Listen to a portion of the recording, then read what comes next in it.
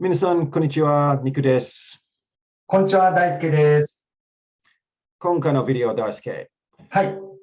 レンジマーケットからトレンド相場になると、どうやってリスクコントロールした方がいいをなるほど。と思います。はい。わかりました。リスクコントロールですね。はい。早速、チャートを見ましょうか。はい。今、ドル円のチャート見ますか？はい、見えますよ。東ですね。そうですね。皆さん分かってるドル円はすごく上がってます。ね。そうですね。今日は6月22日。はい。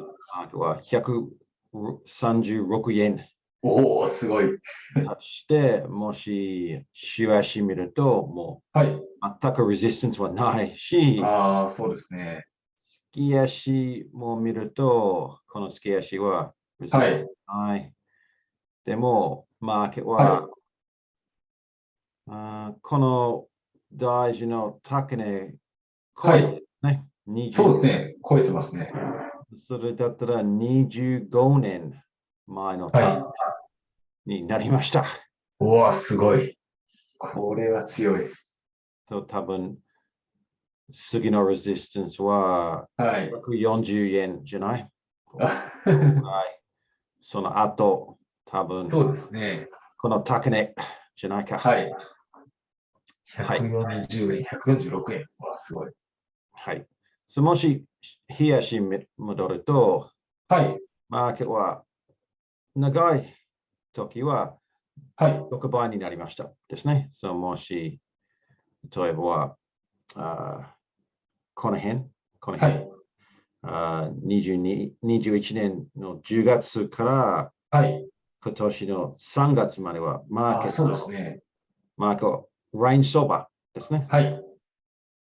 この条件になると、もしマーケットが上がると売る、もしマーケットが買います、簡単に稼げるようになるですね。なるほど。よく個人トレーダーさんは何ピントレードをしたいですね。マーケットが上がると売り、もし損失が出ると損切りしない、また売り、また売り、また売り。マーケットが上がるともうラッキーじゃなくて結構欲張りだから、マーケットが上がるともう安心になって、プラスになってよかった。でも何ピンの問題は、もしトレンドが出ると、ずっと売ると、例えば今年の3月からずっと何ピン売ると、もう、残高はゼロになります。そうですね。損切り大事ですね。多分、リーマンショックの後、同じ、状況になりましたですね。もし、リーマンショック見ると、例えば、昔、リーマンの後、同じ風に、リーマンショックは、リーマンショック見ましょうか。2008年とか、週足見ましょうか。リーマンショックになって、マーケットすごく下がりましたでしょ。そうですね。ドル円は125円から75円になりました。なるほど。すごくトレンド。その後、マーケット横ばいになったでしょ。ですね。円すごく強くなって、75円立ちて、本当に強くなって、日銀ちょっと困ってます。もし、ドル円弱くなると、円強くなると、もうトヨタはあまり車売らないかもしれないとか、そうですよね。エクスポート、ちょっと大変。でも、アベノミクスになりましたでしょ。アベノミクスになって、マーケットはまっすぐ。そうですね。ここはすごいトレンド出てますね。75円から105円になりました。また立派になって、また強いトレンド出た。ですね。そうですね。でも私のポイントは、もう何ピンは悪くない。でも、いつ何ピンした方がいい、いつしない方がいい、分かった方がいいと思いますね。なるほど。そうですね。もし私たちはスイングトレードやると、チャート分析は大事。でも、チャート分析だけじゃなくて、もうファンダメンタル分析した方がいいと思います。なるほど。もし、冷やしに戻ると、マークを見て、3月からよく上がりましたでしょ、大輔さん。そうですね。はい。上がってますね。3月になると、レンジ相場の状況が終わりました。はい。そうですね。はい。もう一つのチャートを紹介したいと思います。このチャートは何でしょう、大輔さん。これは10年のあれですね。トレジャリー。アメリカの国債ですね。そうですね。米国10年の金利ですね。はい。そうですね。もちろん大輔分かってる。でも、3月の金利は 1.85%。なるほど。でも、今の金利は 3.3%。はい。ですね。金利上がると、米国の金利上がると、ドル円も上がりますでしょ。はい、そうですね。もし長いチャート見ると、10年の金利、できない。なんか、ルリオの口座が必要。別なるほど。US 10-year bond yield。多分 CNBC のチャートは見ようと思いますので、なるほど。はい。別の会社のソフトウェア見ましょう。はい。今ダウンロード中かな。はい。全部データ見ましょうか。はい。リーマンショックの前に、米国は 5%、4.7% でしょ。はい。するとリーマンショックになって、金利よく下がりました。見て。はい。1.5% になりました。はい。この時は、円すごく強くなりましたでしょ。そうですね。75円まで行きましたもんね。もし、もう一回、ドル円のチャート、ここで見ましょう。はい。その方が分かりやすい。はい。ダイリー FX かな。はい。10年のドル円のチャートを見たいな。これはできない。できない。できない。このソフトウェアできない。はい。ここでできますね。はい。もし全部のデータを見ると、今ダウンロード中みたい。このチャートもダメです。OK。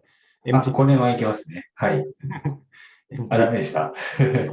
OK。MT4 戻ると、はい。冷やし、マーケットは、ちょうど2012年、ドル円すごく強い。はい、そうですね。はい。この時は、この金利はすごく下がってます。リーマンショックの後。はい。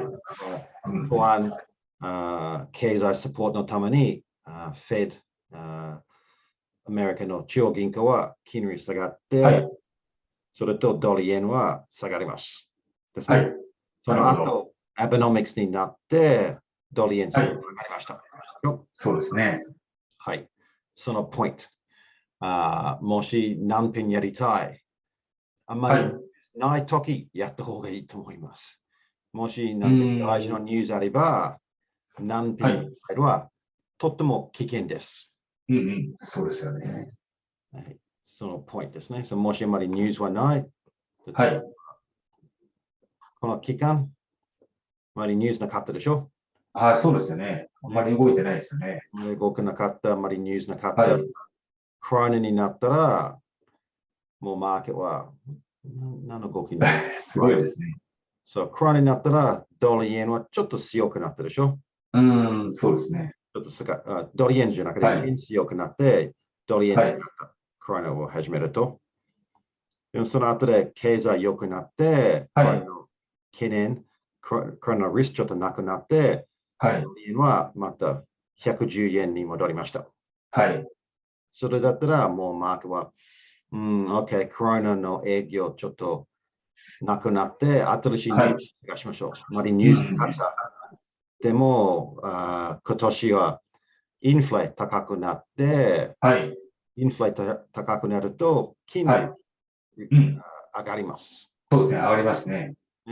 今は海外の金利は米国とかイギリスとか 8% 以上ですね。まだインフレは 2%。でもインフレ高くなると、もう米国の金利上がると、上がってます。そうですよね。上がりますよね。そのポイントですね。もしあまりニュースはない、ぜひ逆張りトレードしましょう。ですね。なるほど。私、逆張りトレードしたら、例えば、じゃあもう一回見ましょう。例えば、逆張りの戦略は、もし移動平均線のギャップは大きい。ここで買って、ここで決済します。で、ここで決済します。でかい、レジスタンスで売り。でかい、レジスタンスで売り。OK、レジスタンスで売り。ギリ、レジスタンスなくなる。逆張りしない方がいい。トレンド強い。もう、順張りか、別のメーカーを逆張りトレードした方がいいと思います。なるほど。ですね。もちろん、毎日1時間、2時間ニュースを分析はちょっと難しいとするかもしれない。でも、せめて5分は、マーケットのニュースを見た方がいいと思います。そうですね。大輔さんと私は毎週、フィリップ証券のために、マーケットレポートを書きます。そうですね。このレポートは私たちはもう何のニュースがありますか、何でマーケットとか簡単に説明して、もしマーケットの流れと大事なニュースは分かるようになると、いつ順張りか、いつ逆張りか分かるようになると、皆さんの成績もっと良くなる。そうですね。良くなりますよね。やっぱり。ですね。逆張り難品はたまにすごく良かった。ニュースないとき、マーケット横ばいのときはぜひやってください。でも、ゲインが出ると、多分最初にゲインわかんないですね。レジスタンス超えたら。でも次のステップは、もしレジスタンス超えたら、サポートいけないと、ニュースを探して、もし自分でわかんない、ぜひ私たちに連絡して、Twitter、私たち Twitter やってる、もうコメント書くと、なんでマーケット急に上がりましたとか、なんでトレンドになりましたとか、プロと飲むとすぐ説明できると思います。ですね。ぜひ皆さんはこれから少しファンダメンタルズ気になると、いつ逆張りか、いつ順張りか、もっと分かるようになると、皆さんの結果良くなると思います。もしこのビデオ大丈夫だったら、ぜひいいねお願いします。このチャンネルはもっと大きいになりたいから、いいねすごく助かりますので、ぜひお願いします。来週も大輔さんと私はマーケットを解説したいと思います。ありがとうございました。ありがとうございました。